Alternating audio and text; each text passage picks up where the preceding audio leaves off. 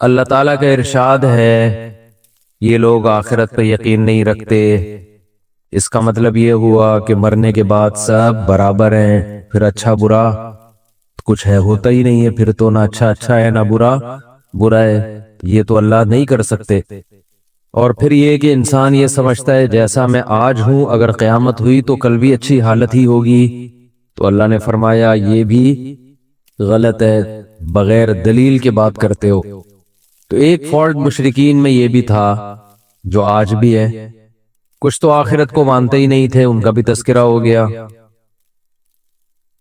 کچھ مانتے تھے مگر کچھ فہمیوں میں مبتلا تھے، یہاں بھی اچھے تو وہاں بھی اچھے۔ اور ایک کچھ لوگ ایسے تھے جن میں ایک الگ قسم کا فالٹ تھا، وہ یہ تھا کہ ہمارے چونکہ تعلقات اچھے لوگوں کے ساتھ ہیں اور ہم بزرگوں کی مورتیاں بنا کر ان کے سامنے جھکتے ہیں، انہیں عزت دیتے ہیں، تو یہ قیامت کے دن ہمیں بخشوا دیں گے۔ تو اس لیے قرآن نے کہا ام لکم شرکاء، کیا تمہارے کوئی شریک ہیں جو تم نے اللہ کے ساتھ ٹھہرا رکھے ہیں؟ فَلْيَأْتُوا بِشُرَكَائِهِمْ إِن كَانُوا صَادِقِينَ، لے آؤ ان کو ہمارے سامنے، لے آؤ ابھی لے آؤ نا۔ اس کی مثال بالکل ایسے ہے جیسے ایس ایچ او صاحب کا حکم آیا وارنٹ کا، یا بلکہ رینجرز والے پکڑ لیتے ہیں نا اکثر راستے میں، گاڑی روکتے ہیں، کاغذ دکھاؤ، آپ کہتے ہو جی میرے تعلقات ہیں، تو رینجرز والوں کو غصہ آتا ہے نا، کہتے ہیں لے آ بھائی کون ہے ذرا بتا، ہمیں بھی نمبر دے، ہم سے بھی بڑا ہے کوئی۔ ڈی ایس پی صاحب نے آپ کو وارنٹ بھیجے گرفتاری کے، آپ کہہ رہے ہو جی میرے بھی پولیس میں بڑے تعلقات ہیں، تو اس کو غصہ آئے گا نا کہ بھائی میں تجھے تھانے میں بلا رہا ہوں اور تو کیا کہہ رہے میرے تعلقات ہیں، تو فوراً دھمکی کیا دے گا؟ لے آ بھائی کون ہے بھائی، ہمیں بھی تو پتہ چلے۔ تو وہاں تو ممکن ہے ایس ایچ او نے بلایا، آپ ڈی ایس پی کو فون ملا دیا آپ نے، وہاں پاسبل ہے، بعض دفعہ وہ دھمکی گلے بھی بڑھ جاتی ہے، لیکن اللہ کے سامنے کسی کو لانا ممکن نہیں ہے۔ جس کی اللہ پر چلے، جس کی کس پر چلے؟ اللہ پہ، کیا آپ اس کو لے آئیں اور کہیں اللہ یہ میری مجھے بخشوا دے گا؟ تو اللہ نے فرمایا فَلْيَأْتُوا بِشُرَكَائِهِمْ، لاؤ نا ہمیں بتاؤ تو صحیح کون ہے جو ہمارے مقابلے میں ہم بخشنا نہ چاہیں اور وہ کیا کر دے؟ بخشوا دے۔ تو یہ خوب سمجھ لیں دنیا میں کسی کافر کا آج تک یہ عقیدہ نہیں ہے کہ اللہ پہ سے بھی بڑا کوئی خدا ہے جو اللہ پہ زبردستی کر کے بخشوا دے گا، ایسا نہیں تھا، بلکہ ان کا یہ عقیدہ تھا کہ کچھ لوگوں نے اللہ کی عبادت کی، اللہ کے محبوب بندے، اللہ کے فرما بردار بندے ہیں، تو اللہ ان کی بات رد کر ہی نہیں سکتا، یہ اللہ نے گویا اپنے اوپر لازم کر دیا ہے۔ اب اللہ پابند ہے کہ وہ لازمی ان کی بات سن کر سفارش کرے گا، اس کو اصطلاح میں کہتے ہیں شفاعت قہریہ، زبردستی والی شفاعت، کہ بس اللہ ان کی بات کبھی بھی ٹال نہیں سکتا۔ تو اللہ نے اس کی نفی کی ہے کہ ان کو لے آؤ، کون ہے جس کی بات میں ٹال نہیں سکتا، ایسا کوئی بھی نہیں ہے۔ سمجھتے ہو کہ نہیں سمجھتے؟ آج کل بھی یہ شرک بہت مارکیٹ میں پھیلا ہوا ہے کہ مزاروں پہ جاتے ہیں اور پتہ نہیں کیا کیا چڑھاوے چڑھا رہے ہیں کہ جی یہ لوگ ہمیں قیامت کے دن کیا کریں گے؟ بخشوائیں گے۔ تو ایسا نہیں ہے، ہاں یہ ضرور ہے کہ نیک لوگ اللہ سے شفاعت کریں گے، دعا کریں گے، اور دعا میں جیسے دنیا میں اللہ کو یہ حق ہے کہ چاہے تو قبول کر دے اور چاہے تو مسترد کر دے، تو یہ قیامت میں بھی ہوگا کہ نیک لوگ اللہ سے گزارش کریں گے، دعا مانگیں گے کہ اللہ فلاں کے حق میں ہماری شفاعت کو قبول کر لے، اللہ کی مرضی کرے یا نہ کرے، اس کی مرضی ہے۔ رہا یہ مسئلہ کہ کوئی اس بارے میں اللہ کا اصول ہے، ضابطہ ہے کہ وہ کس کی سفارش قبول کر سکتا ہے، کس کی نہیں کرے گا، تو اس کا اللہ نے ایک ضابطہ بنایا ہے، اور وہ قرآن میں اور حدیث میں نبی صلی اللہ علیہ وسلم کی زبان سے وہ ضابطے کو جاری بھی فرمایا ہے۔ پہلا ضابطہ اللہ نے یہ بیان کیا کہ غیر مسلم کی شفاعت قبول نہیں ہوگی، کچھ بھی ہو جائے، چاہے ان کا بیٹا پیغمبر ہی کیوں نہ ہو۔ اور قرآن نے دو ٹوک لفظوں میں بیان کر دیا کہ ابراہیم علیہ السلام کی شفاعت ان کے والد کے حق میں بھی قبول نہیں ہوگی۔ کچھ چیزیں قرآن میں بہت وضاحت سے بیان ہوئی ہیں، حتیٰ کہ اللہ نے یہ بھی اعلان کر دیا کہ پیغمبر کو اپنے والد کی شفاعت کی اجازت بھی نہیں ہے، نہ دنیا میں نہ آخرت میں۔ جب پیغمبر کو نہیں ہے تو پیغمبر کے علاوہ کسی اور کے بارے میں تو سوال ہی پیدا نہیں ہوتا، وہ تو ہے ہی نہیں۔ کیوں؟ اس لیے کہ اللہ نے اپنے ماننے والوں اور نہ ماننے والوں میں ایک بہت بڑا فرق پیدا کر دیا ہے کہ جو اپنے ہوتے ہیں ان کی کوتاہیوں سے چشم پوشی بھی کی جاتی ہے، ان کی لغزشوں پہ معافی بھی دی جاتی ہے، ان کی توبہ بھی قبول کی جاتی ہے، ان کو دنیا میں سزا دے کے بڑی سزا سے بچایا بھی جاتا ہے۔ لیکن جو سرے سے مانتے ہی نہیں ہیں، وہ تو مانتے ہی نہیں تھے، جب مانتے ہی نہیں ہو تو اب کیا لینے آئے ہو ہمارے پاس آخرت میں؟ تو یہ اللہ کا ایک اصول ہے۔ دیکھو اللہ تعالیٰ نے بھی، اللہ کا بھی ایک اصول ہے نا کہ ہر چیز کی ایک لمٹ ہے، اللہ سے زیادہ کسی کی رحمت نہیں ہو سکتی۔ یہاں میں بہت اہم سبق ملتا ہے۔ کیا کریں یار، ایسے ایسے ٹیکنیکل پوائنٹ کھوپڑی میں آتے ہیں نا جب یہاں بیٹھتا ہوں تو پھر وہ موضوع سے بات ہٹتی ہے، لیکن وہ جب کھوپڑی میں آ رہے ہیں تو آئی سے لے رہے ہیں کہ وہ کھوپڑی میں پارسل کیے جائیں۔ بھئی یہ بھی تو کھوپڑیاں بیٹھی ہوئی ہیں نا میرے سامنے۔ دیکھو اس سے کیا پتہ چلتا ہے، اللہ سے بڑی رحمت کسی کی ہو سکتی ہے؟ ناممکن ہے۔ وہ اپنے بندوں سے، اپنی مخلوق سے، ماں سے بھی 100 گنا زیادہ محبت کرتا ہے جیسے ماں بچوں سے کرتی ہے، لیکن اللہ نے بھی اپنی رحمت کی ایک باؤنڈری، اس سے آگے نہیں۔ کتنی بڑی رحمت! بھائی 100 بار توبہ کرو، 100 بار گناہ کرو تو 100ویں بار بھی توبہ کرو گے قبول کروں گا میں۔ موت سے پہلے پہلے توبہ کا دروازہ کھول دیا، تانا بھی نہیں دے گا کہ ابے 99 دفعہ تو نے توبہ توڑی ہے، ابھی پھر تجھے شرم نہیں آتی توبہ کرتے ہوئے؟ نا نا نا نا۔ لو بلغت ذنوبک عنان السماء، آسمان تک کی لگام تک پہنچ جائیں گناہ، ثم استغفرونی، 2 آنسو بہائے کہ اللہ معاف کر دے، اب نہیں کروں گا۔ اللہ فرماتے میری رحمت کی لہر معاف کر دے گی اس 99 انسانوں کا قاتل جس نے پھر 100ویں انسان کا بھی قتل کیا، توبہ کے ارادے سے گیا ہے اور موت آئی اور اللہ نے اس کو جنت میں داخل کیا۔ توبہ کی نہیں تھی، توبہ کے ارادے سے چل پڑا تھا۔ اتنی بڑی رحمت۔ فرعون نے ہزاروں بچوں کو قتل کیا، حضرت موسیٰ کو ستایا، اللہ نے توبہ کا دروازہ بند نہیں کیا۔ لیکن یہاں بھی ایک لمٹ ہے کہ اگر موت اپنی آنکھوں سے دیکھ لی، موت کا غرغرہ آ گیا، اب ایڑیاں بھی رگڑو گے تو توبہ قبول نہیں ہوگی، یا کفر پر ہو تو پھر جتنی بھی نیکیاں کر لو، اللہ کے ساتھ شریک کرتے تھے کسی کو، پیغمبروں پر، اللہ کے پیغمبروں کا انکار کرتے تھے جبکہ پیغمبروں کے برحق ہونے کی دلیل بھی پہنچی تمہارے پاس۔ ایک شخص ہے نا جس کو پیغمبروں کا پتہ ہی نہیں ہے، وہ تو معذور ہے، دلیل بھی پہنچی، اس کے باوجود ان کا انکار کیا، تو بھائی پھر کچھ بھی نیکی، کتنی بھی نیکیاں کر لو، آخرت میں اللہ کے ہاں اس کا کوئی اجر نہیں ہے اور اللہ کو ایسے لوگوں پہ ترس نہیں آئے گا۔ تو ایک لمٹ ہو گئی نا رحمت کی، تو بھئی یہاں تک ہے، اس سے آگے نہیں ہے۔ تو جب اللہ جو سب سے زیادہ ارحم الراحمین ہے بھائی، اس کی بھی رحمت کی ایک لمٹ ہے۔ ہاں وہ الگ بات ہے کہ جب کرتا ہے تو لامحدود رحمتیں کرتا ہے، لیکن لمٹ اس لحاظ سے کہ کس پہ کرنا ہے اور کس پہ نہیں کرنا۔ تو ہم اتنے فنڈر کیوں بنتے ہیں کہ اتنی لچک پیدا کر لیں اپنے اندر کہ آپ کے ساتھ جو مرضی جو بھی کرتا رہے اور آپ کو غصہ ہی نہ آئے؟ ہے بھائی آپ اتنے پولائٹ ہیں، آپ اتنے میٹھے ہیں کہ جو مرضی کر لو آپ کے ساتھ۔ آج اخلاق تھا نا، یہ بھی ایک عجیب سا، یہ دینداروں میں بہت زیادہ ایب نارملٹی ہے۔ معاملات میں آپ دیکھ لو، حقوق میں آپ دیکھ لو، جو بھی جو مرضی کرتا رہے، سامنے والے کو آواز اٹھانے کی اجازت ہے ہی نہیں۔ وہ آواز اٹھائے گا تو لوگ کہتے ہیں بد اخلاق ہے۔ کیا کہتے ہیں اس کو؟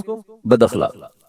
جھگڑے تو چونکہ میاں بیوی کے زیادہ ہوتے ہیں نا، تو مثالیں میں ان کی اس لیے زیادہ دیتا ہوں کہ وہ سمجھ میں بھی آ جاتی ہیں، اور سمجھ میں اس لیے اور خود بھگت رہے ہوتے ہیں، اس لیے میں زیادہ تر اس کی مثالیں دیتا ہوں۔ کیسز آتے ہیں، شوہر نے بیوی کو مارا، ہاتھ اٹھایا، تو میرے پاس بہت آتے ہیں میاں بیوی کے کیسز، میاں بیوی دونوں آ جاتے ہیں، اس نے مارا، یوں کیا، اس نے ایسے کیا، تو میں پوچھتا ہوں کیوں مارا؟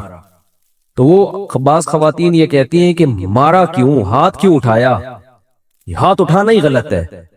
میں کہتا ہوں جب تک آپ ریزن نہیں بتاؤ گی کہ ہاتھ کیوں اٹھایا، میں کسی کو فیور بولو نہیں کروں گا۔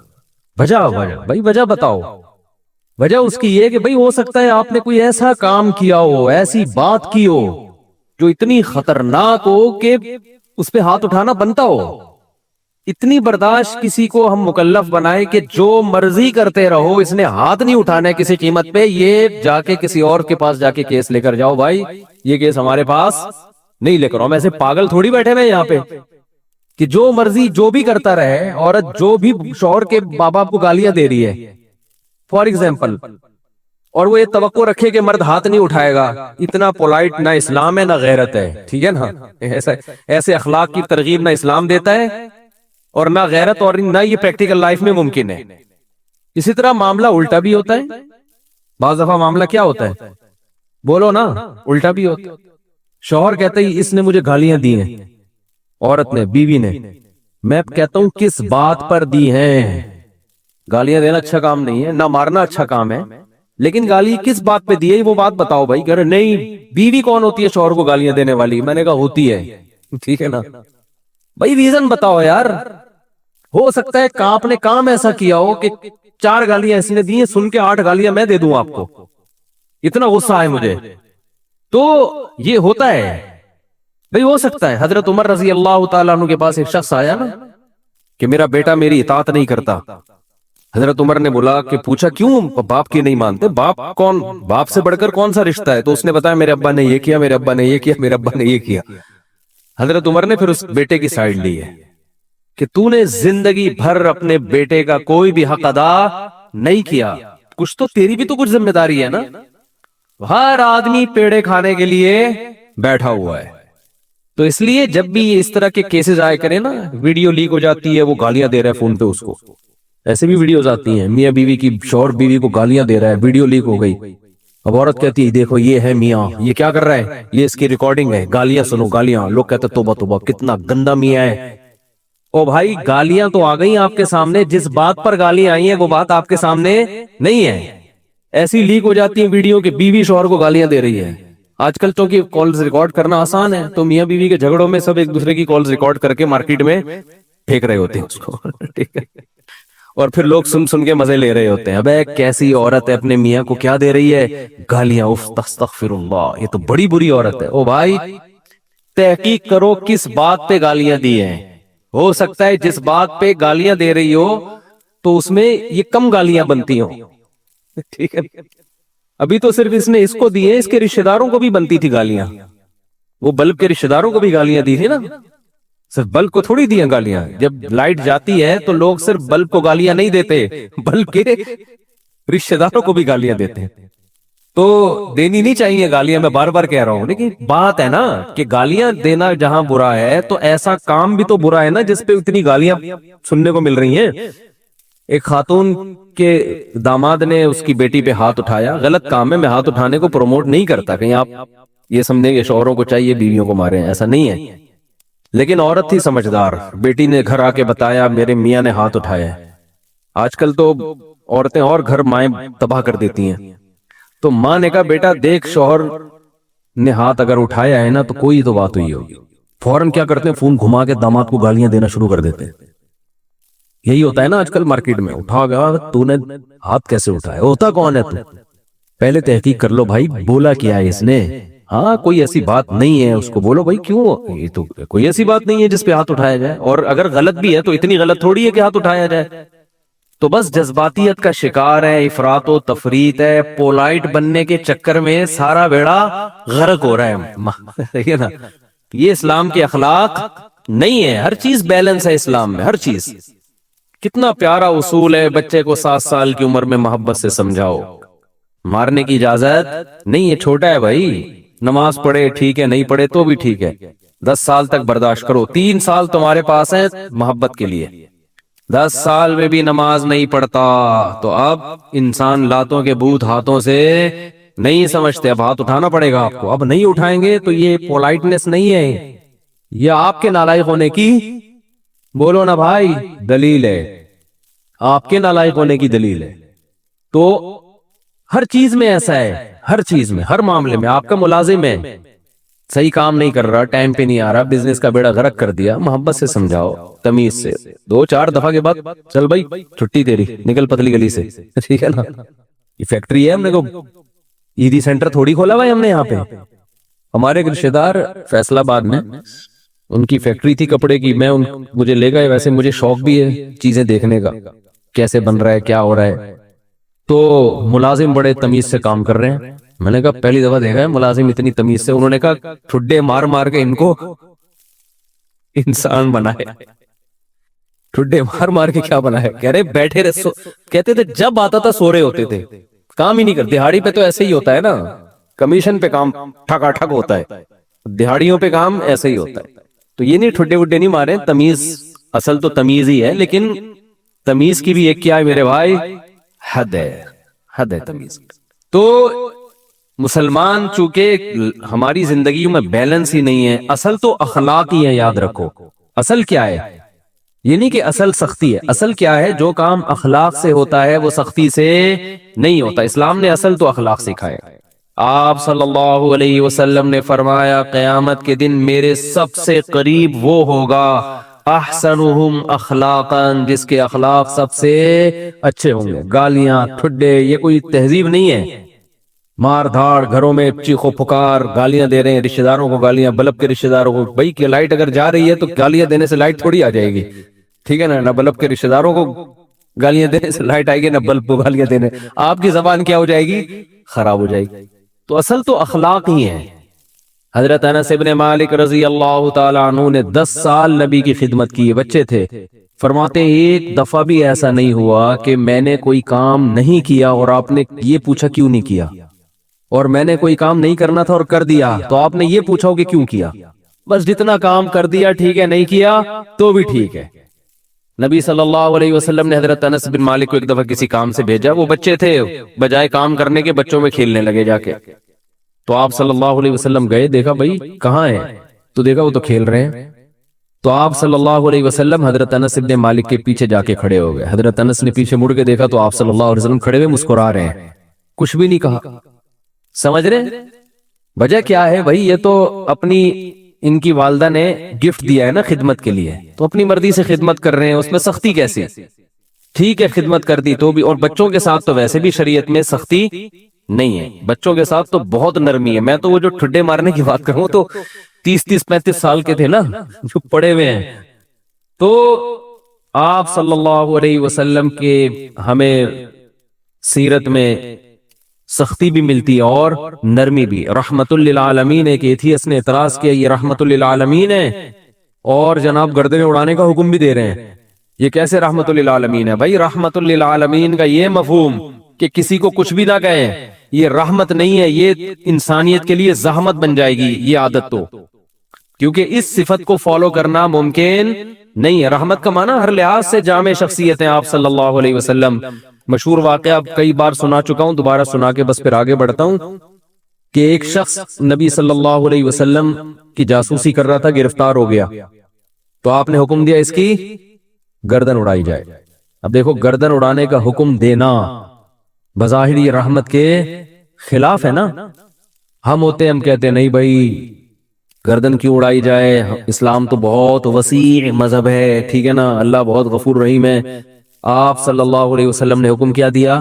گردن، کیونکہ نہیں اڑائی تو یہ اپنے ساتھیوں کے ساتھ ناانصافی ہوگی، کل دوبارہ جاسوسی کرے گا۔ ہمارے ساتھ پہلے اپنے لوگ ہیں، لیکن اس نے اپنی 6 بیٹیوں کا واسطہ دیا کہ میری 6 بیٹیاں ہیں، میں 6 بیٹیوں کا باپ ہوں، آئندہ نہیں کروں گا۔ آپ صلی اللہ علیہ وسلم کو اس پہ ترس آیا اور آپ نے اس کو چھوڑنے کا حکم دے دیا۔ دوبارہ گرفتار ہو گیا، دوبارہ کم بخت جاسوسی کر رہا تھا، پھر اس نے اپنی 6 بیٹیوں کا واسطہ دیا، مجھے نہ مارے، میری 6 بیٹیاں ہیں۔ تو آپ نے کیا فرمایا؟ لا یلدغ المؤمن من جوہر مرتین، مسلمان ایک سوراخ سے 2 دفعہ نہیں ڈسا جاتا۔ حکم دیا اس کو مار دو، اس لیے کہ اس کی بیٹیوں کا خیال کریں یا اپنے ساتھیوں کا خیال کریں؟ کیسا بیلنس اس میں! اصل بتا دیا کہ اصل رحمت ہے، ایک روایت میں آتا ہے تخلقو بی اخلاق اللہ، اللہ کی صفات اختیار کرو۔ اللہ کی صفت کیا ہے؟ جود و سخاوت ہے اس میں۔ اللہ کیا ہے؟ غیرت والا ہے۔ تو ہمیں بھی اپنے اندر کیا پیدا کرنی ہے؟ غیرت۔ تو اللہ کی صفت یہ ہے کہ قرآن حدیث میں آتا ہے کہ جب اللہ نے اس کائنات کو بنایا تو آئندہ کن اصولوں پہ یہ کائنات چلے گی، وہ اصول اللہ نے پہلے لکھ دیے۔ جب کوئی ملک وجود میں آتا ہے تو آئین پہلے بنتا ہے نا۔ کیا ہو گیا بھائی جان؟ آئین پہلے بنتا ہے، اس کے بعد اس آئین کے تحت قانون وضع ہوتے ہیں۔ تو اللہ نے سب سے پہلے جو چیز پیدا کی وہ قلم، حدیث میں یہ ہمیں سمجھانے کے لیے مثالیں دی گئی ہیں۔ اول ما خلق اللہ القلم، سب سے پہلی چیز جو اللہ نے پیدا کی وہ کیا ہے؟ قلم، کائنات کو بنانے کے بعد، تاکہ جو کائنات جن اصولوں پہ چلے گی نا، وہ اصول، وہ آئین پہلے سے طے ہو جائیں کہ اس آئین کے تحت چلے گی۔ اور اللہ نے سب سے پہلی چیز قلم بنا کے اسے حکم دیا لکھ۔ ٹھیک ہے نا؟ کیا حکم دیا؟ بولو نا، لکھ۔ تو پہلا اصول لکھا، سبقت رحمتی علی غضبی، میری رحمت میرے غصے پر غالب رہے گی۔ کیا پیاری بات اللہ نے ہم لوگوں کے لیے لکھ دی، جس کی وجہ سے آج ہم بچے ہوئے ہیں۔ یعنی جہاں غصے اور رحمت میں ٹکراؤ ہوگا تو رحمت کیا ہوگی؟ رحمت کا گراف ہمیشہ اوپر رہے گا۔ اللہ یہ بھی لکھ سکتے تھے کہ میرا جو غضب ہے وہ ہوگا ہی نہیں، میرا غضب ہوگا ہی نہیں، ہمیشہ کیا رہے گی؟ رحمت۔ رحمت ہی رحمت کے اصول پہ چلے گی، غضب نہیں ہوگا۔ تو پھر لوگ پیغمبروں کی نہیں مانتے۔ قوم عاد، قوم سمود تباہ نہ ہوتی، قوم لوط تباہ نہ ہوتی، فرعون سمندر میں غرق نہ ہوتا پانی میں، اور آگ میں نہ جلتا، اور جہنم نہ ہوتی، تو اللہ نے یہ نہیں لکھا کہ میرا غضب ہوگا ہی نہیں، بلکہ اللہ نے لکھا کہ غضب بھی ہوگا، رحمت بھی۔ لیکن رحمت اور غضب میں جب ٹکراؤ ہوگا نا، تو رحمت کو کیا کروں گا؟ غالب کروں گا۔ جیسے کوئی گناہگار جب توبہ کرتا ہے تو اس کی توبہ کا تقاضا ہے کہ معاف کیا جائے، سابقہ گناہوں کا تقاضا ہے کہ معاف نہ کیا جائے۔ تو جب ٹکراؤ ہوگا تو رحمت کو اللہ کیا کر دیں گے؟ غالب کر دیں گے۔ رحمت کو اللہ ہمیشہ غالب کریں گے۔ تو یہی نبی صلی اللہ علیہ وسلم کی بھی صفت کہ جب رحمت اور غضب میں ٹکراؤ ہوتا تو آپ صلی اللہ علیہ وسلم کی صفت رحمت کیا ہوتی؟ ہمیشہ غالب ہوتی۔ اس کی بہت ساری مثالیں ہیں۔ مشرکین مکہ نے کتنا ستایا، جب مکہ فتح ہوا تو آپ نے فرمایا لا تثریب علیکم اليوم، سب کو معاف کر دیا، ضرورت نہیں ہے تلوار چلانے کی۔ بھائی اب ان کو قتل کر کے کیا ملے گا ہمیں؟ ضرورت نہیں ہے، جو اللہ نے ہمیں غلبہ دینا تھا وہ دے دیا ہے۔ تو نہیں تلوار چلائی آپ صلی اللہ علیہ وسلم نے، بلکہ مشرکین کے جو سردار تھے ان کو الگ سے عزت دی آپ صلی اللہ علیہ وسلم نے۔ لیکن جہاں یہ جو جاسوس پکڑا گیا تو اس میں بھی معافی مانگی، 6 بیٹیوں کا حوالہ دیا۔ جب 6 بیٹیوں کا حوالہ دیا تو بیٹیاں ہونا اس کی علامت ہے کہ باپ پہ کیا کیا جائے؟ رحم۔ تو بیٹیوں کا کون پوچھے گا بعد میں؟ جاسوس ہونا اس کا تقاضا کرتا ہے کہ گردن اڑائی جائے۔ تو یہاں بھی رحمت اور غضب کیا ہو رہے ہیں؟ بولو بھائی، ٹکرا رہے ہیں۔ اس لیے آپ صلی اللہ علیہ وسلم نے کیا حکم دیا؟ چھوڑ دو۔ بیٹیوں کا واسطہ دے رہا ہے۔ دوبارہ جب پکڑا گیا ہے تو اب بھی اگر چھوڑنے کا حکم دے دیا جاتا تو اس کا مطلب صفت غضب ہے ہی نہیں، اور یہ بہت خطرناک چیز ہے کہ آپ کے اندر غضب کی اور انتقام کی صفت ہی ختم ہو جائے، انتقام لیس ہو جائے۔ اس کا مطلب آپ قوم کے لیڈر نہیں بن سکتے، آپ قوم کو گائیڈ نہیں کر سکتے، آپ قوم خود بھی ڈوبو گے، قوم کو بھی ڈبو دو گے، آپ برباد ہو جاؤ گے۔ تو میں یہ اتنی ڈیٹیل میں اس لیے بیان کر رہا ہوں کہ یہی چیز ہمیں بھی اپنانے کی ضرورت ہے۔ اصل پیار ہے، اصل محبت ہے، اصل رحمت ہے، اس کو غالب رکھنا ہے ہمیشہ۔ لیکن انتقام لیس بولو نہیں بن جانا، غضب لیس بولتے کیوں نہیں، کیا ہو گیا؟ نہیں بننا ہے۔ ایسا نہیں ہو جانا کہ اتنے میٹھے کے جو بھی چائے نگل لے کھا کے۔ تو یہ جو علماء پہ لوگ اعتراض کرتے ہیں وہ یوں نہیں کیا تو ان کو غصہ کیوں آ گیا، کھڑے کھڑے سنا کیوں دی، تو بھائی آدمی ہے، روٹی کھائیں گے تو غصہ آئے گا، اور اگر اتنے میٹھے کے جو مرضی کرتا رہے غصہ ہی نہ آئے تو ایسا نہیں ہوتا۔ پیغمبروں کو نہیں غصہ آیا، حضرت موسیٰ علیہ السلام کلیم اللہ، صحیح ہے نا، ان کا جلال کیا تھا؟ مشہور تھا۔ کلیم اللہ تھے، کیسا جلال کے واقعات ہیں. حدیث میں آتا ہے کہ موت کا فرشتہ حضرت موسیٰ علیہ السلام کے پاس آیا انسانی شکل میں. حضرت موسیٰ نے پوچھا کیسے آنا ہوا؟ ٹھیک ہے، کہا موت کا فرشتہ ہوں، آپ کی روح قبض کرنے آیا ہوں. حضرت موسیٰ نے ایک کھینچ کے تھپڑ لگا، اتنی زور سے مارا ان کی آنکھ نکل کے گر گئی نیچے. وہ اللہ کے پاس گئے، اللہ اپنے کس بندے کے پاس بھیجا ہے تو نے مجھے؟ ہے بھائی، پتہ نہیں حضرت موسیٰ کو غصہ کس بات پر آیا، اسٹائل ان کا ایسا ہوگا ہے بھائی، یا کیا وجہ، وہ تو حضرت موسیٰ ہی جانتے ہیں. ظاہر ہے پیغمبروں کو ناحق غصہ نہیں آتا، لیکن اللہ بس ایک حضرت موسیٰ کی جو جلالی صفت ہے نا اس کا اظہار کرنا چاہتے تھے کہ دشمنوں کو کہ ان سے بچ کے رہو. ٹھیک ہے، انہوں فرشتے کے تھپڑ لگا دیا، تھوڑا سا احتیاط رکھو ان سے. تو اصل کیا ہے میرے بھائی؟ اصل محبت ہے. یہ میں اس لیے بتا رہا ہوں کہ بعض لوگ الٹی کوالٹی ہوتی ہے ان کے اندر. اصل غصہ ہے، جب دیکھ لیں غصہ جاری نہیں ہو رہا تو پھر تمیز پہ آ جاتے ہیں وہ. ٹھیک ہے نا، شروع میں کیا کرتے ہیں؟ غصہ اور مار دھاڑ اور گالیاں یہاں سے شروع کرتے ہیں پہلے. یعنی آپشن یہ ہوتا ہے ان کا، اگر اس سے بندہ قابو میں نہیں آیا تو ان کو اندازہ ہو جاتا ہے یہ قابو میں آنے والا نہیں ہے. پھر وہ کس سے بات کرتے ہیں؟ تمیز سے بات کرتے ہیں. بالکل اس کی مثال ہے، ایک آدمی نے کسی کے چاقو رکھا، بولا تیری جیب میں جو کچھ ہے نکال دے، اس نے ٹیٹی نکال دی. ٹھیک ہے، اب یہ کہہ رہے تیری جیب میں جو کچھ ہے نکال دے. ٹھیک ہے، یعنی سامنے والا اگر آپ سے بھی بڑا فنٹر نکل آیا، آپ سے بھی بڑا فنٹر نکل آیا تو پھر آپ کہتے ہو بھائی یہاں تمیز، یا تمیز سے بات کے علاوہ آپ کے پاس کوئی آپشن نہیں. فوراً غصہ ٹھنڈا ہو جاتا ہے. تو یہ غلط ہے. نہ تو غصہ لیس ہو جانا ٹھیک ہے کہ کچھ بھی ہوتا رہے. اور چونکہ میاں بیوی میں بہت ہو رہا ہے آج کل، یہ بہت زیادہ پھڈے جھگڑے، داماد ایک نمبر کا ہیروئن چی چرسی کہیں کا الو کا، کیا بولوں میں. اور برداشت پہ برداشت، برداشت پہ برداشت. نہیں کل ٹھیک ہو جائے گا، نہیں پرسوں ٹھیک ہو جائے گا. بھائی نہیں ٹھیک ہوگا، یہ چھوڑ دو اس کو. نہیں جی اللہ کی رحمت بہت بڑی ہے، ہو سکتا ہے ٹھیک ہو جائے. بھائی اللہ کی رحمت بڑی ہے اس کا یہ مطلب ہے ہی نہیں. اس کا مطلب ہے کہ چھوڑ دو تو اللہ کی رحمت بڑی ہے، کوئی دوسرا دلا دے گا اللہ. جب ثنا خان کو مفتی انس مل سکتے ہیں اور مفتی انس کو ثنا خان مل سکتی ہے تو اس کا مطلب کسی کو کسی بھی ٹائم پہ کچھ بھی مل سکتا ہے. دو انتہائیں ہیں نا، ایک مولوی اور ایکٹریس کی آپس میں شادی ہو گئی تو اس کا مطلب کسی کی کسی بھی ٹائم پہ کسی پہ بھی شادی ہو سکتی ہے. رشتوں کی کمی مارکیٹ میں نہیں ہے. تو ایسے ایسے الٹے الٹے لوگوں کو لوگ برداشت کر رہے ہیں کہ ہو سکتا ہے کل ٹھیک ہو سکتا ہے. بھائی ایک حد ہے، حد ہر چیز میں کیا ہے؟ ایک لمٹ ہے.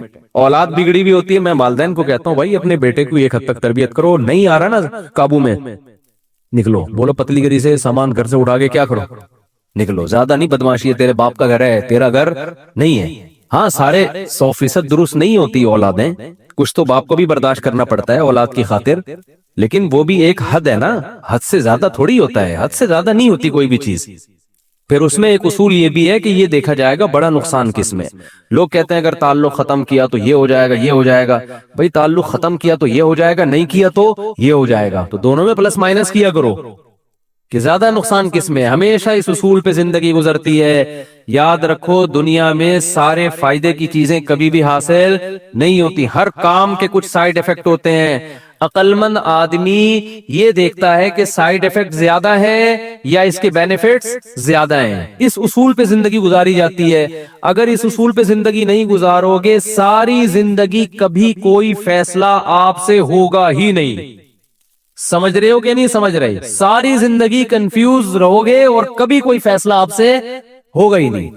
ہمیشہ اس اصول پہ زندگی گزرتی ہے کہ یہ کام کرنے میں بھی نقصان، نہ کرنے میں بھی، کرنے میں زیادہ یا نہ کرنے میں زیادہ. اس کو پلس مائنس کر کے فوراً رپورٹ مارکیٹ میں لایا کرو. ٹھیک ہے نا، اور رپورٹ خود تیار کرو، کرنا ہے بھائی یہ سائیڈ ایفیکٹ ہیں اس کے. تو یہ برداشت کریں گے. جیسے اینٹی بائیوٹک ہے، کچھ سائیڈ ایفیکٹ ہوتے ہیں، اب ہوتے ہیں تو ہوتے رہیں. کیا خیال ہے کہ قوم عاد اور قوم سمود میں کو اللہ نے جسمانی نعمتوں سے بھی نوازا تھا اور معاشی ترقی سے بھی نوازا تھا. سمجھتے ہو؟ معاشی لحاظ سے بھی کھاتے پیتے اور جسمانی لحاظ سے بھی لمبے لمبے قد کے. تو ظاہر ہے پیغمبروں کی باتیں ان کی سمجھ میں نہیں آنی تھی کیونکہ پیٹ بھرے ہوئے تھے، عمریں لمبی لمبی تھیں اور بڑی معاشی ترقی. وما بلغوا معشار ما آتیناہم اللہ अरबों से कह रहा है कि तुम उनकी तरक्की के 10वें हिस्से को भी नहीं पहुंचे जो हमने वसाइल उनको दिए थे। आप अंदाजा लगाओ कि जो कौम चट्टानों को तराश के पहाड़ों के अंदर महल्लात तामीर कर लेती हो, उस कौम में कितनी यानी कितना जबरदस्त फन जानती थी वो। हम जब कभी सफर करते हैं ना, अभी जैसे मैं इधर गिलगित वगैरह की तरफ गया तो बहुत बड़ी बड़ी मजबूत चट्टाने, आप जरा कोई चीज लेके उन चट्टानों को खोदना शुरू करो, आदमी कांपना शुरू कर देगा कि भाई ये मशीनों के बगैर मुमकिन नहीं है। लेकिन कुरान कहता है कि ये लोग क्या करते थे, चट्टानों को तराश के ना चट्टान के अंदर पूरा महल तैयार हो जाता था। तो कुछ तो काबिलियत होगी ना उस कौम में, वो मशीनों से करते हो या हाथ से करते हो, या कुरान ने इसका हो सकता है कोई इतनी तरक्की हो चुकी हो, साइंसी तरक्की, कि वो मशीनों के जरिए कर रहे हो, ये भी मुमकिन है। लेकिन क्या है, इस तरक्की ने उन्हें खुदा के करीब ले जाने के बजाय खुदा से दूर कर दिया। यही आज हो रहा है। तभी कुरान कहता है कि अगर हम रिस्क की ऐसी फरावानी कर दें कि सबके पेट भरे, दुनिया में कोई गम और टेंशन ही खत्म, सारे गम और टेंशनें बिल्कुल खत्म हो जाएं, तो अल्लाह फरमाते हैं इसका रिजल्ट क्या होगा। होना तो ये चाहिए सब खुदा के सामने सजदा रेज हो, सब अल्लाह अल्लाह करने लगे, अल्लाह तूने हर किस्म की टेंशन से हमें क्या कर दिया है, आजाद। ए अल्लाह अब तो बीवी की एक टेंशन थी वो भी खत्म हो गई, यानी वो नेक बन गई वो, यानी कि ए अल्लाह सारी टेंशनें हमारी खत्म, अब तो उम्रें भी लंबी हो गई, कोरोना भी खत्म हो गया और माली वसाइल भी, खुला खाएंगे ते, पंजाब में कहते हैं ना खुला खाएंगे ते नंगा नहाएंगे, वो बोलते हैं इस तरीके से। तो अब बड़े लाइफ को एंजॉय करेंगे और अब हम तेरा शुक्र अदा करेंगे। अब हज भी टाइम पे होगा, दाढ़ी भी रखेंगे, 5 टाइम नमाज भी पढ़ेंगे, अब तो कोई टेंशन है ही नहीं। होना तो ये चाहिए ना, लेकिन अल्लाह कहते हैं ऐसा होगा नहीं। वलौ बसतल्लाहु रिज़्क़ लिइबादिही, अल्लाह अगर रिस्क को बिल्कुल ओपन खोल दे ना, कि कोई गरीब ही न रहे दुनिया में, सबके पेट भर जाए और बिल्कुल हर टेंशन दूर हो जाए, लबगौ फिल अर्ज़, फरमाया ये सारे बागी बन जाएंगे मेरे। जो थोड़ा बहुत मुझे मान रहे हैं ना और मेरी बात सुन लेते हैं, एक बंदा भी इतवार के बयान में नहीं आएगा, न जुम्मे के बयान में, न इतवार के बयान में, एक भी नहीं आएगा। बोलेगा जरूरत क्या है, क्यों सुने, पैसे मिलते हैं क्या यहां पे?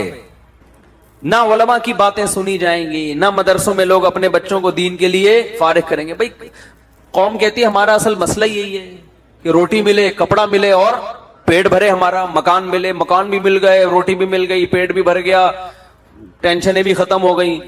तो अल्लाह ने कुछ ना कुछ टेंशनें रखी हुई, हत्ता के जो टेंशन फ्री मुल्क है ना उनमें भी टेंशनें हैं। ये यूरोप और ऑस्ट्रेलिया तो टेंशन फ्री मुल्क है ना, इनमें वो टेंशनें थोड़ी, इनके बीवी की टेंशन ही नहीं है, तो अब कह क्या गया। भाई ये खवातीन से मैं बोलता हूँ, मैं मजाक करता हूँ, इसको सीरियस ना लिया करें। वो फिर कमेंट्स होते हैं, अच्छा हर बयान में जो है ना हमें रगड़ा लग रहा होता है कि ये टेंशन होती है।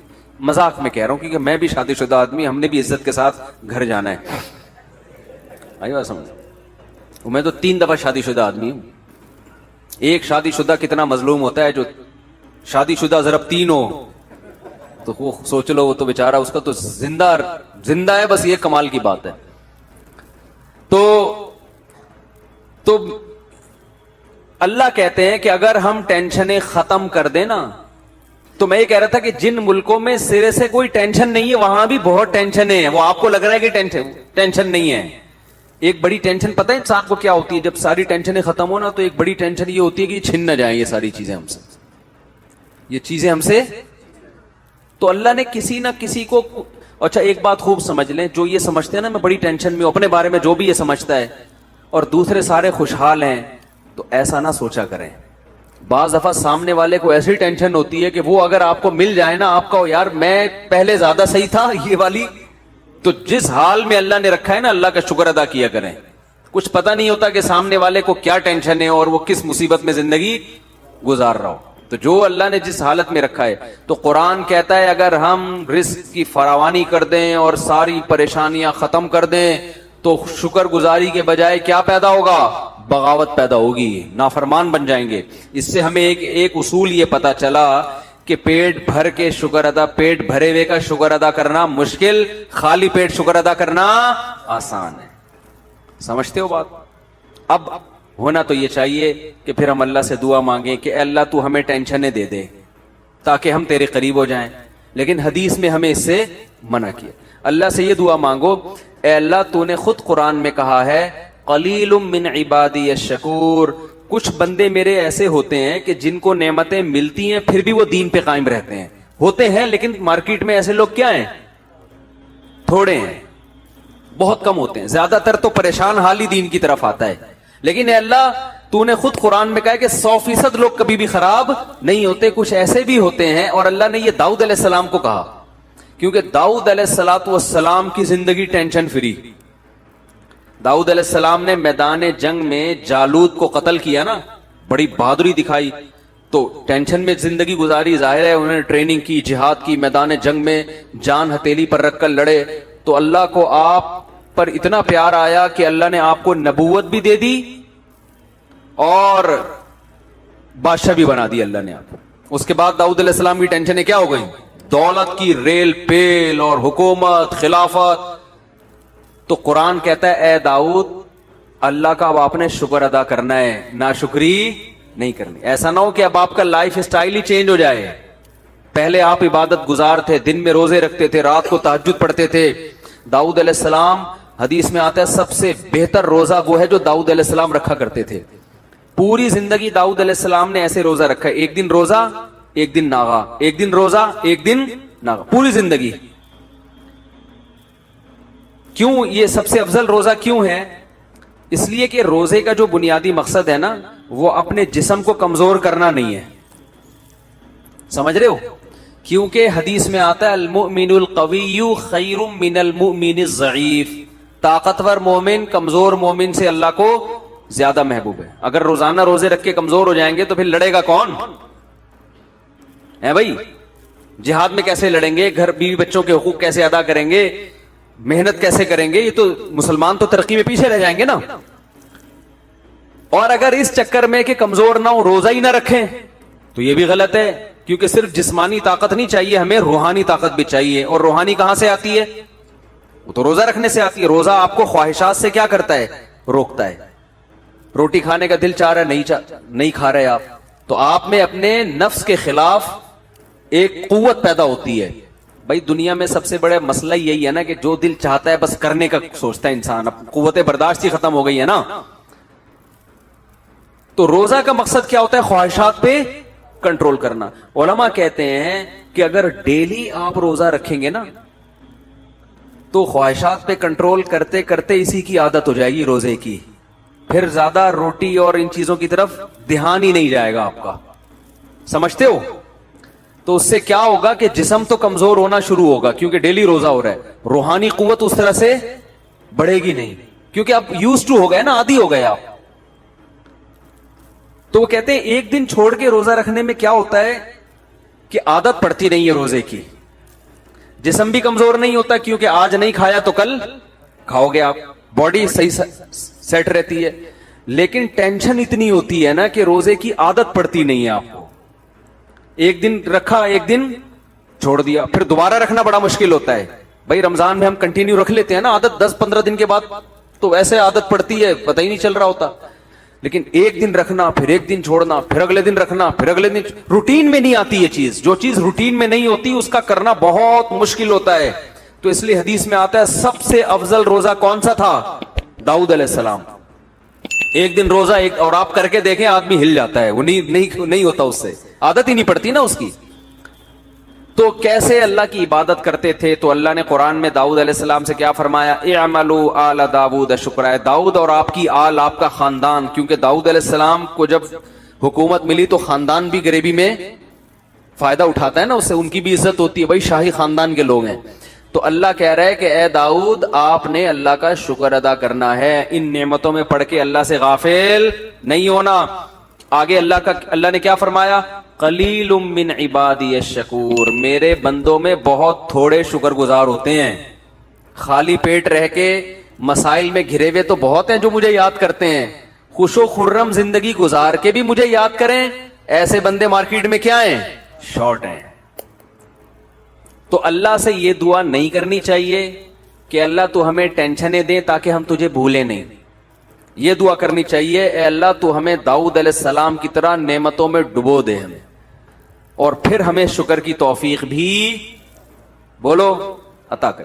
وجہ کیا ہے, ٹینشنیں مانگنا یہ عبودیت کے خلاف ہے. ہم اللہ کے غلام ہیں نا, غلام بھیک مانگتا ہوا اچھا لگتا ہے, ٹینشن مانگتا ہوا اچھا نہیں لگتا. کوئی بھکاری آئے آپ کے گھر پہ اور آپ کو اس پہ ترس آیا اور وہ کہہ رہا ہے کہ ایسا کرو کہ میری جیب میں جو 50 روپے بھیک کے جمع وہ بھی نکال لو مجھ سے, میں چاہوں میرے اندر کانفیڈنس پیدا ہو, تو آپ اس کو بھکاری سمجھو گے؟ بھکاری تھوڑی سمجھو گے. تو انسان کے سامنے تو بھکاری نہ بنے, لیکن اللہ کے سامنے کیسا بنے؟ اللہ کے سامنے بھائی ہم تو بھکاری ہیں, ہماری کیا حیثیت ہے. حضرت ایوب علیہ السلام پر سونے کی ٹڈیوں کی بارش ہوئی ہے, حدیث میں آتا ہے سونے کی ٹڈیاں. حالانکہ اللہ نے ایوب علیہ السلام کو جب شفا دی ہے نا تو بہت مال سے نوازا, ان کے اہل و عیال بھی لوٹا دیے, مال بھی دے دیا اللہ نے ان کو. تو اب سونے کی ٹڈیاں برس رہی ہیں. حضرت ایوب علیہ السلام نے ساری ٹڈیوں کو جمع کر رہے ہیں جھولی میں نا, ایک بھی نہیں چھوڑوں گا میں, اس کو بیچوں گا مارکیٹ میں جا کے, یا اس سے درم بناؤں گا, دینار بناؤں گا. اللہ نے حضرت ایوب سے کہا کہ ایوب ہم نے تو آپ کو مستغنی کر دیا, اس سے اتنی دولت دے دی, اب آپ ایسے جمع کر رہے ہیں. تو انہوں نے فرمایا اللہ میں تیری رحمت سے مستغنی نہیں. کوئی اور یہ بھیک دے رہا ہوتا نا, نہیں ہے بھائی, رکھا اپنے پاس. جیسے سلیمان علیہ السلام سے ملکہ سبا نے کہا نا کہ یہ ہدیے ودیے لے لو اور اب چپ کر کے بیٹھ جائیں, مجھے دوبارہ تبلیغ نہ کرنا. سلیمان علیہ السلام نے سارے گفٹ واپس کیے, کیونکہ انسان کی طرف سے آئے تھے نا. بادشاہ کو گفٹ مل رہا ہے ایک بادشاہ کی طرف سے بطور رشوت کے. ملکہ سبا کہنا چاہ رہی ہے کہ آپ دوبارہ مجھے تبلیغ کی کوشش نہ کریں, پیسے چاہیے یہ لیں, ٹھیک ہے نا. بے یار کیا ہو گیا, آپ لوگ یہاں کچھ ایسے دیکھ رہے ہوتے ہیں جیسے انہوں نے کبھی سلیمان علیہ السلام کا واقعہ سنا ہی نہیں. سلیمان علیہ السلام نے, بلکہ جلدی سے بتا رہا ہوں تاکہ بیان بس بہت لمبا ہو گیا, ختم کر رہا ہوں بیان. سلیمان علیہ السلام نے ملکہ سبا کو خط لکھا, ہدہد نے آ کے بتایا اتنی بڑی حکومت ہے, سورج کو سجدہ کرتی ہے. سلیمان علیہ السلام نے ملکہ سبا کو ہدہد کے ذریعے خط بھیجا, اللہ تعالی علیہ واتونی مسلمین. ان شارٹ بات کہ بسم اللہ الرحمن الرحیم, اس اللہ کے نام سے جو بڑا مہربان نہایت رحم کرنے والا ہے. انہو من سلیمان, سلیمان کی طرف سے یہ خط ہے. اللہ تعالی علیہ, سرکشی مت کرو, واتونی مسلمین, بندی بن کے چلی آؤ. وہ ایک دم ڈر گئی, بھائی یہ کون سا انداز ہے بھائی, یہ تو بہت ہی کوئی پاورفل بادشاہ ہو تو اس اسٹائل میں بات کرے گا نا. بھائی کمزور آدمی تو پوری کتاب لکھ کے بھیجے گا, پھر ایکچولی کہے گا ایکچولی میں آپ سے یہ کہنا چاہتا تھا. ایکچولی جیسے ہم امریکہ سے جب بات کرتے ہیں تو ہم کیسے بات کریں گے, سر پلیز آپ دیکھیے تھوڑا سا بجٹ ہمارے لیے بھی کچھ رکھیں, ایکچولی ہمارے یہاں غربت بہت ہے, ہم بڑی لمبی چوڑی بات کریں گے نا. لیکن انسان کا پاور ہوتی ہے پھر اس کا اسٹائل کیا ہوتا ہے, چینج ہوتا ہے. جیسے وہ ایک آدمی نے کسی کو چاقو دکھایا کہ تیری جیب میں جو کچھ ہے نکال لے, اس نے بندوق نکال لی. اب کچھ کہنے کی ضرورت نہیں ہے, مطلب اب تیری جیب میں جو کچھ ہے. اور اگر بندوق جیب میں نہ ہوتی تو وہ کیا کر رہا ہوتا ہے, ایکچولی دیکھیں میرے چھوٹے چھوٹے بچے ہیں یار, میرا ابھی موبائل میں نے خریدا, یہ لمبی چوڑی بات کر رہا ہوگا. تو سلیمان علیہ السلام چونکہ پاورفل تھے تو ملکہ سبا بھی پاورفل تھی, لیکن سلیمان علیہ السلام جتنی نہیں تھی. سلیمان علیہ السلام نے لیٹر بھیجا, اللہ تعالی علیہ, سرکشی مت کرو, وہ اتونی, آ جاؤ, مسلمین, فرما بردار. باقی تمیز سے باقی ڈسکس ہم کھانے پہ کریں گے, ڈنر پہ ہم بات چیت کریں گے کہ میں نے آپ کو بلایا کس سلسلے میں. ٹھیک ہے نا. تو وہ سلسلہ یہ ہے کہ آپ سورج کی عبادت چھوڑ دو, توحید پہ آ جاؤ. مجھے اللہ نے پیغمبر بنا کے بھیجا ہے اسی کام کے لیے, اسی سلسلے میں نے آپ کو بلایا تھا, سمجھتے ہو. تو ملکہ سبا کو اندازہ ہوا کہ بھائی یہ تو بڑا عجیب انداز ہے ان کا. تو ملکہ سبا نے کیا سوچا کہ شاید ان کو پیسوں کی لالچ والچ ہو, تو میں اتنے قیمتی گفٹ ان کے پاس بھیجتی ہوں کہ دوبارہ اس قسم کا لیٹر نہیں بھیجیں.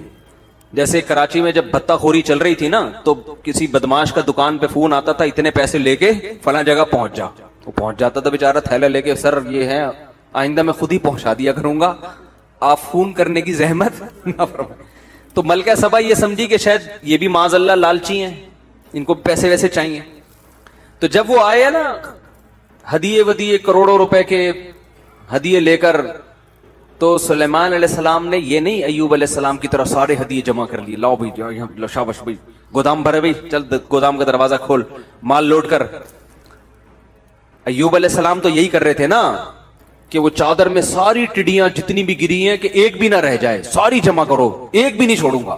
تو سلیمان علیہ السلام بھی تو یہ کر سکتے تھے نا کہ بھائی سارا مال جمع کرو, نہ کیونکہ وہ انسان کی طرف سے تھا نا, اور بادشاہ کی طرف سے تھا, ایک ملکہ کی طرف سے اپنی دھونس جمانے کے لیے. تو کہہ رہے ہیں بھائی سلیمان علیہ السلام نے الفاظ کیا کہے, ارجع الیہم, کہا کہ فلن اتمدوننی بمال, پیسے دینا کہ میری مدد کرنا چاہتے ہو, فما آتانی اللہ خیر مما آتاکم, میرے رب نے جو مجھے نعمتیں دی ہیں وہ تم سے بہتر, میں تمہارے ٹکڑوں کا محتاج نہیں ہوں. دیکھو انسان جب انسان سے بات کرے تو اس اسٹائل میں بات کرے, بڑوں سے نہ شروع کر دیں, ابا سے کہیں ابا آپ کو پیسے دے رہے ہیں, ابا میں آپ کے ٹکڑوں کا, چھوٹوں کی اپنے جیسوں سے. جو محبت سے گفٹ دے رہا ہوں وہ تو ٹھیک ہے, لیکن جو دھونس جمانے کے لیے دے رہا ہوں نا, تو خریدنے کے لیے آپ کو اس کے ساتھ یہی اسٹائل ہونا چاہیے. ابے اللہ نے ہمیں بہت کچھ دیا ہے, تمہارے ٹکڑوں کے محتاج نہیں ہے, سمجھتے ہو. تو سلیمان علیہ السلام نے کیا فرمایا, ما آتانی اللہ خیر مما آتاکم, میرے رب نے جو مجھے دیا ہے وہ تمہاری نعمتوں سے بہت زیادہ. بل انتم بہدیتکم تفرحون, اصل بات یہ ہے کہ تم اترا رہے ہو, دھونس جمانا چاہ رہے ہو کہ ہمیں اتنا ہمارے پاس ہے, شو بازی میں آئے ہوئے ہو. پھر کہنے لگے ارجع الیہم, قاصد سے کہا واپس چلا جا آرام سے, اور اب خط نہیں آئے گا, اب خط نہیں آئے گا. فَلَنَأْتِيَنَّهُمْ بِجُنُودٍ لَا قِبَالَ لَهُمْ بِهَا, اب لشکر آئے گا اور ایسا لشکر لے کے ملک سبا پہ حملہ کروں گا کہ یہ اس کا مقابلہ نہیں کر سکتے. وَلَا نُخْرِجَنَّهُمْ مِنْهَا أَذِلَّةً, سب کو رسوا کر کے ملک بدر کر دوں گا میں. وہ ڈر گئی بھائی, یہ پیسوں کی لالچی نہیں ہے. تو یہ جو انداز سلیمان علیہ السلام کا تھا یہ تکبر نہیں ہے, اس کو کہتے ہیں استغنا, کہ مخلوق کے سامنے بھکاری پن نہیں دکھانا. اور ایوب علیہ السلام کو ٹڈیاں جو دے رہی تھی ملکہ سبا نہیں دے رہی تھی, وہ کون دے رہا تھا, وہ آسمان سے گر رہی تھی اللہ کی طرف سے, تو ساری جمع کر رہے ہیں. تو اللہ نے کہا کہ اے ایوب کیا ہم نے آپ کو مستغنی نہیں کر دیا, ہم نے تو بہت دولت دی آپ کو. تو ایوب علیہ السلام نے کہا اللہ میں تیری رحمت سے مستغنی نہیں ہوں, جتنا دے میں بھکاری ہوں. اب بھکاری کو آپ پیسے نکال کے دیتا رہو نا, 6 مہینے کھڑا رہے گا, جائے گا نہیں وہاں سے, بلکہ جتنا دو گے نا کہے گا اور دے دو. تو اللہ کو مخلوق, ہم سب فقیر ہیں اللہ کے در کے, تو اللہ کے سامنے یہ کہ میں کیا بھائی, جو کچھ دیا اللہ نہیں دیا تمہیں تو اور دے دو. موسیٰ علیہ السلام نے بھی یہی موسیٰ علیہ السلام کے ساتھ بھی ہوا. موسیٰ علیہ السلام نے جب 2 بچیوں کو پانی پلایا کنویں پہ, مسافر تھے, کوئی قسم پرسی کی حالت میں تھے, نہ کوئی ٹھکانہ ہے, نہ کھانے کا انتظام, نہ کوئی ملازمت. تو 2 لڑکیوں کو پانی پلایا, تو اب ان کے دل میں خیال ہوا کہ اگر ان میں تھوڑی سی حیا ہوئی, غیرت ہوئی, تو ہو سکتا ہے یہ اپنے والد سے بتائیں اور والد مجھے اس کی اجرت دے دیں, پیسے دے دیں. بہت اہم ٹیکنیکل پوائنٹ ہے, اس کو سمجھیں کہ ہو سکتا ہے ان کے ابا میرے لیے کوئی پیسوں کا اجرت دے دینا کہ تم نے میری بیٹیوں کی خدمت کی ہے. امکان تھا نا. اب ہونا تو یہ چاہیے تھا کہ بھئی جا کے ان لڑکیوں سے کہہ دیتے دیکھو میں مسافر ہوں, میں نے تمہیں پانی پلایا ہے اور مجھے بھوک بھی لگ رہی ہے, نہ میرے پاس کوئی ٹھکانہ ہے, تو تم نے بتایا تمہارے ابا بوڑھے ہیں, تو ابا سے جا کے بولو کہ کچھ تھوڑا سا روٹی پانی کا انتظام ہو جائے. ہونا تو یہ چاہیے تھا نا. لیکن موسیٰ علیہ السلام نے ایسا بولو نہیں کیا. کیوں؟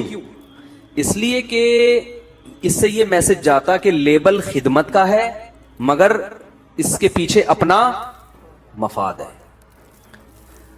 2 پوائنٹ ہیں, بس یہ بات کر کے بیان ختم کرتا ہوں, بہت اہم پوائنٹ ہے. دیکھو موسیٰ علیہ السلام جب گئے نا ان لڑکیوں کے ابا سے ملے, بعد میں جا کے ابا نے کہا کہ آپ 10 سال بکریاں چراؤ, یہ خدمت آپ کرو گے, اس کے بدلے میں میری بیٹی آپ کے نکاح میں.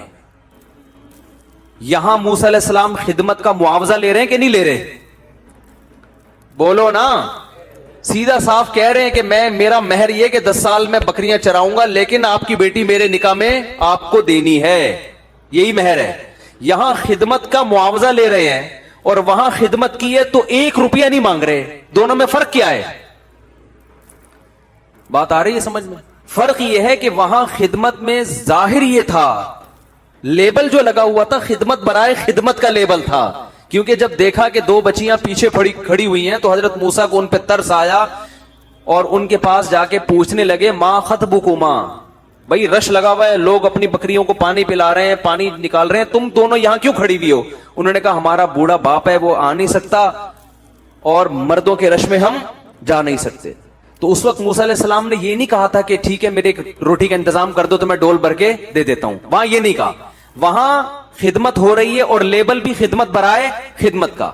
ये शो किया जा रहा है कि मुझे तुम पे तरस आ रहा है, और हकीकत में यही था, मुझे तुम पे तरस आ रहा है, तुम्हारा नंबर तो 6 घंटे के बाद आएगा, कोई बात नहीं, मैं खिदमत कर देता हूं, मैं लाके तुम्हें डोल दे देता हूं। डोल से पानी निकाल के उनको दे दिया, जाओ भाई अपने घर जाओ। तो वहां चूंकि खिदमत का लेबल खिदमत का था, वहां दिल में यह लालच रखना जायज नहीं था। जैसे कि आजकल लोग खिदमत कर रहे होते हैं किसी बूढ़े की, मकसद होता है कि कोई वसीयत लिख के चला जाए हमारे नाम। बॉस की खिदमत हो रही है लेकिन मकसद है कि हमारी तनख्वाह बढ़ा दे, चापलूसी हो रही है। अम्मा के पांव दबाए जा रहे हैं, बेगम के साथ बहुत अच्छे बन गए, नीयत यह कि दूसरी शादी की इजाजत दे दे। बाज जब मर्द दूसरी का इरादा करता है ना, बेगम के साथ बहुत अच्छा सलूक शुरू कर देता है, वो औरतें समझ जाती है इसके इरादे नेक नहीं है। तो ये भी खयानत है एक किस्म की कि आप लेबल खिदमत का लगा रहे हो और दिल में आपके क्या है, मकसद कुछ और है। ये खयानत है, ये शरीयत में पसंदीदा काम नहीं है। तो वहां मूसा अलैहिस्सलाम ने लेबल चूंकि खिदमत का लगाया था, इसलिए उनसे ना रोटी का मुतालबा किया, ना ये कहा कि मैं मुसाफिर हूं, मेरे लिए कोई इंतजाम हो जाए रिहाइश का, कुछ एक हाजत भी जिक्र नहीं की। लेकिन क्या पैगंबरों की तबीयत में एतदाल होता है, कैसे फितरत पर होते हैं। दिल में एक लालच पैदा हुई, एक तमा पैदा हुई कि भाई हो सकता है इनको खुद ही ख्याल आ जाए कि भाई एक बंदे ने हमारी खिदमत की है तो उससे हम हाल हवाल तो पूछें, कौन हो, कहां से आए हो, किधर रहते हो। वो लड़कियां चलो शर्म की वजह से नहीं पूछेंगी, जब वो घर जाके बताएंगी तो अब्बा पूछेंगे भाई रोजाना तो 6 घंटे लगते हैं, आज इतनी जल्दी कैसे आ गई। तो अब्बा को बताएंगी एक नौजवान ने खिदमत की है, तो हो सकता है अब्बा के दिल में ख्याल आए कि भाई उस नौजवान को बुलाओ, उसका इंटरव्यू लेना है हमने, या उसको कुछ पैसे देने हैं। ये सारी चीजें हजरत मूसा के दिमाग में पैदा होना शुरू हुई, मगर उन लड़कियों से नहीं कह रहे। मगर अब ये भी नहीं है कि जब हजरत मूसा के दिल में ये ख्याल आया तो अल्लाह से भी ना कहें, ना ना ना ना, हाथ उठा के अल्लाह से दुआ मांगना शुरू कर दी कि अल्लाह मेरे दिल में ये ख्याल तो आ रहा है कि शायद ये मुझे बुलाएं, इनके वालिद साहब कोई पैसे वैसे दे दें, मुझे इसके उजरत दे दें ताकि मेरे लिए 1-2 वक्त की रोटी का इंतजाम हो जाए, ठिकाना मिल जाए। तो ऐ अल्लाह मैं इनसे तो नहीं कह रहा, क्योंकि फिर इनके दिल में ये वसवसा आ सकता है कि इस खिदमत के पीछे माज अल्लाह लालच थी, जबकि मेरी खिदमत के पीछे कोई लालच नहीं थी। लेकिन अगर जो मेरे दिल में ख्याल पैदा हो रहा है ना, तू इस ख्याल को हकीकत में अगर तब्दील कर दे तो मुझे इस पर कोई एतराज नहीं है। तभी दुआ मांगी, सुम्मा तवल्ला इला ज़िल्ली, कुरान कहता है दरख्त के साए के नीचे आए और अल्लाह से दुआ मांग। जब बच्चियों को पानी पिलाया ना लड़कियों को, तो फौरन दरख्त के नीचे आके खड़े होकर कहने लगे, रब्बी इन्नी लिमा अंज़लता इलैया मिन खैरिन फकीर, ए अल्लाह तूने अगर मेरी तरफ किसी खैर के नाजिल करने का इरादा कर लिया है तो मैं उसका फकीर हूं, मोहताज हूं, अपने फैसले से पीछे नहीं हटना। ठीक है ना? क्या जबरदस्त बलागत है कुरान की, और पैगंबर कैसे एतदाल पर होते हैं। अल्लाह से मुस्तगनी, आपने भी अगर किसी की खिदमत की ना और आपको ये ख्याल आ जाए कि शायद पैसे दे दे और आप मोहताज भी हो, उससे नहीं मांगो, मगर अल्लाह से कह सकते, अल्लाह से आप जरूर कहो, अल्लाह से थोड़ी मुस्तगनी है। तो अल्लाह ने आपकी दुआ ऐसी कबूल की कि उनके वालिद ने तो कहा था, बच्चियों को भेजा कि जाओ उस नौजवान को हम उजरत देना चाहते हैं। वालिद भी यही चाहते थे इनको इसके पैसे दें, गैरतमंद थे ना, भाई एक ने खिदमत की अगरचे बगैर उजरत के की है, लेकिन हम बगैर उजरत के खिदमत नहीं लेते, हम मुआवजा देते हैं। ये गैरतमंद होने की अलामत होती है। और जो बेशरम होते हैं एक नंबर के, वो मजदूरों से डबल काम लेते हैं और पैसे जो उसकी असल बनती है ना वो भी कम वक्त 2 महीने डिले कर देते हैं। ایسے بھی مارکیٹ میں آپ کو بے شرم ہول سیل کے حساب سے ملیں گے. ادھر موسیٰ علیہ السلام کے جو سسر تھے وہ فری کی خدمت کے بھی کہہ رہے نہیں فری میں نہیں بلکہ اس کا معاوضہ دوں گا. اور یہاں پہلے بتاتے ہیں تمہاری یہ دہاڑی ہے, کام اس سے زیادہ لیتے ہیں اور ٹائم پہ اجرت نہیں دیتے. تو یہ غیرت کے بالکل الٹ ہو گئے کہ نہیں ہو گئے؟ تو اب بتاؤ کون سا اچھا ہے, بے غیرت بننا اچھا ہے یا غیرت والا بننا اچھا ہے؟ جب غیرت والے بنو گے نا تو اللہ کے وہ معاملات ہوں گے جو موسیٰ علیہ السلام کے ساتھ ہوئے اور ان کے سسر کے ساتھ ہوئے. پھر غیب سے اللہ کی مددیں ایسے ہوتی ہیں. تو حضرت موسیٰ علیہ السلام گئے ہیں, ان لڑکیوں نے کہا کہ بھائی ہمارے والد آپ کو اجرت دینا چاہتے ہیں. اور وہ اجرت جب پورا انٹرویو ہوا تو حضرت وہ جو انہوں نے تو کہا میں اپنی ایک بیٹی آپ کے نکاح میں دینا چاہتا ہوں. پورا گھر کا انتظام ہو گیا کہ نہیں ہو گیا بھائی؟ شادی بھی ہو گئی, ملازمت بھی مل گئی, بھی بکریاں چرانی ہے, کھانے پینے کا بھی انتظام, بیگم بھی مل گئی, مسافر کو اور کیا چاہیے بھائی؟ سارے انتظامات ہو گئے. کیوں؟ دعا بڑی تگڑی مانگی تھی. تو میری بھی یہ عادت ہے, مجھے بھی کبھی کہیں کچھ ایسا امید ہو نا کسی بھی معاملے میں تو میں یہ دعا لازمی پڑھتا ہوں, ربی انی لما انزلت الی من خیر فقیر. اس کو یاد کر لیں. کہیں آپ کو امید ہو نا کہیں سے کچھ ملنے والا ہے آپ کو, تو آپ اور اس سے کہنا نہ چاہ رہے ہو آپ, تو پھر اس سے نہ کہیں, لیکن اللہ سے, اے اللہ اگر اس کے دل میں خود ہی خیال آ جائے تو میں تیری رحمت کا بہرحال محتاج. تو بات کو سمیٹتا ہوں یار, کہاں سے کہاں چلے گئے. آج تو میں نے مختصر بیان کرنا تھا, بہت ہی لمبا ہو گیا.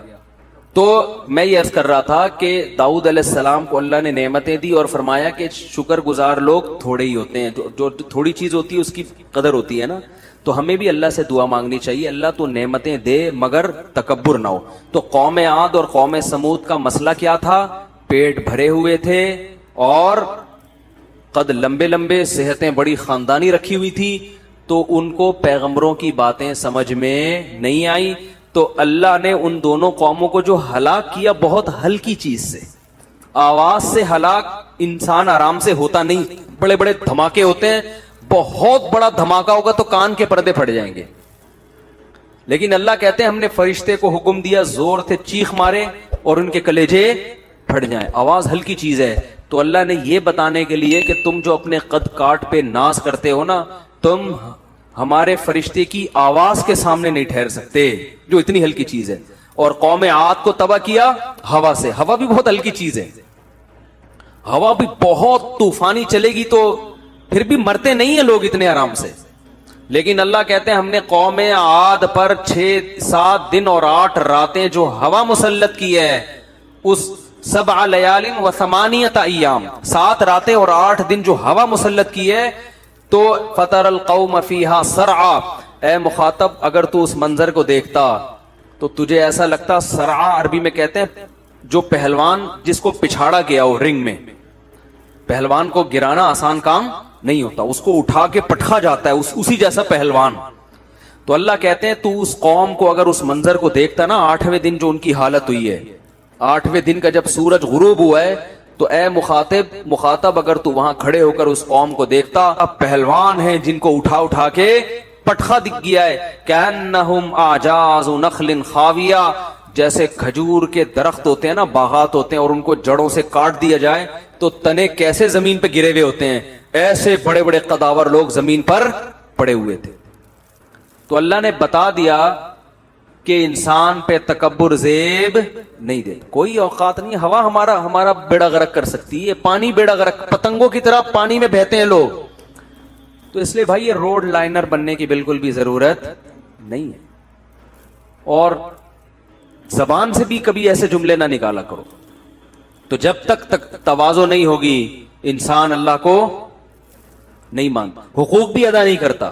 جو لوگ عورت پہ ظلم کرتے ہیں نا گھر میں بیوی پہ, کیوں؟ اس لیے کہ ان کو کمزور ہوتی ہے. اکثر میں نے جو عورتوں پہ ظلم کے کیس آئے ہیں نا, یہ وہ آئے ہیں جہاں لڑکی کے بھائی اسٹرانگ نہ ہو, لڑکی کا باپ مضبوط نہ ہو. آپ کسی مضبوط آدمی کی بیٹی سے شادی کرو, پھر ظلم کر کے دیکھو, نہیں کرتے, بڑے تمیز سے حقوق ادا کر رہے. میرے پاس تو ہر طرح کے کیس آتے ہیں نا, عورتوں پہ ظلم کے جو کیس میرے پاس آتے ہیں ان میں 99% وہ عورتیں جن کے شوہر ظلم کر رہے ہوتے ہیں، جن کے پیچھے مضبوط بھائیوں کی یا مضبوط باپ کی سپورٹ نہیں ہوتی. مولانا اشرف علی تھانوی رحمۃ اللہ نے تو یہاں تک لکھا ہے کہ لڑکی کے بھائی اور باپ ہوتے ہیں نا تو پھر شوہر حقوق ادا کرتا ہے. اس زمانے میں اللہ کے خوف سے حقوق ادا کرنے والے بہت تھوڑے ہیں. ایک صاحب آئے میرے پاس، جب متحدہ کا بڑا زور تھا نا اس زمانے میں، کراچی میں متحدہ، بھائی ہر جگہ متحدہ، تو وہ اپنی بیگم کے کس واقعہ سنا رہا ہے، یار یہ میرے کیا ہے، یوں کیا ہے، خودکشی کرتی ہے، پتہ نہیں کیا کیا، بہت ہی زیادہ جب ظلم کی داستان. تو میں نے کہا یار اگر واقعی ایسا ہے، مجھے نہیں پتا حقیقت میں ایسا ہے یا نہیں، تو پھر تو علیحدگی اختیار کر لینی چاہیے. اس نے کہا متحدہ لڑکی کے بھائی متحدہ کے 90 پہ بیٹھتے ہیں. صبر کرو بھائی.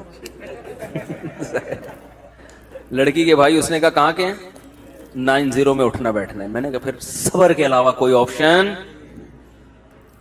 تو عورت مضبوط ہے تو میاں کا جنازہ نکال دیتی ہے، آدمی مضبوط ہے تو بیوی کو لفٹ ہی نہیں کراتا. تو یہ چل رہا ہے، 99% ایسا ہی ہو رہا ہے. عزت دار آدمی وہ ہے کہ جس کے ہاتھ میں عورت کمزور ہو مگر وہ خدا کے خوف سے اس کا حق ادا کرے. اور یہ جب ہے جب آپ میں تکبر نہیں ہوگا. آپ کہو گے بھائی اس کو عورت اللہ نے بنایا، مجھے مرد اللہ نے بنایا، یہ میرا کمال نہیں ہے کہ میں اس کمزور پہ ظلم کروں. اور نہ صرف یہ کہ میرا کمال نہیں ہے بلکہ جس نے مجھے بھیک میں یہ نعمتیں دی ہیں وہ یہ نعمت چھین بھی سکتا ہے. میں نے اپنی زندگی میں بعض لوگوں کو دیکھا بڑا تکبر کیا کرتے تھے، ایسی بیماری ہوئی نا کہ روتے رہتے ہیں سارا دن اور استغفار کرتے ہیں کہ ہم نے ظلم کیا لوگوں کے اوپر. تو اس لیے بھائی نہ کبھی زبان سے ایسا بڑا جملہ نکالے انسان، اور نہ کبھی اپنے سے کمزور کو اپنے سے کمتر سمجھے. اور یہ استحزار رکھے، استحزار کہتے ہیں ہر وقت ذہن میں یہ بات حاضر رکھنا. اس کو استحزار کا لفظ تھوڑا آج کل مشکل ہے نا، بہت سے لوگ سمجھتے نہیں ہیں. یعنی ہر وقت دماغ میں یہ چیز رکھنا کہ یہ سب نعمتیں کس نے دی ہیں؟ اللہ نے، اور اسے چھیننے کی طاقت بھی ہے. صرف اتنا کافی نہیں ہے کہ دی ہیں بلکہ یہ چھین بھی سکتا ہے، تو کسی بھی وقت چھین سکتا ہے. تو یہ چیز جس میں پیدا ہو گئی وہ انشاءاللہ لا مذہب نہیں بنے گا، وہ خدا کا باغی نہیں بنے گا. اور جس میں یہ صفت پیدا نہیں ہوئی وہ متکبر بنے گا، اور تعلیم یافتہ ہونے کے باوجود وہ خدا کے قریب جانے کے بجائے خدا سے دور ہوگا. اللہ تعالیٰ سمجھنے کی، عمل کی توفیق عطا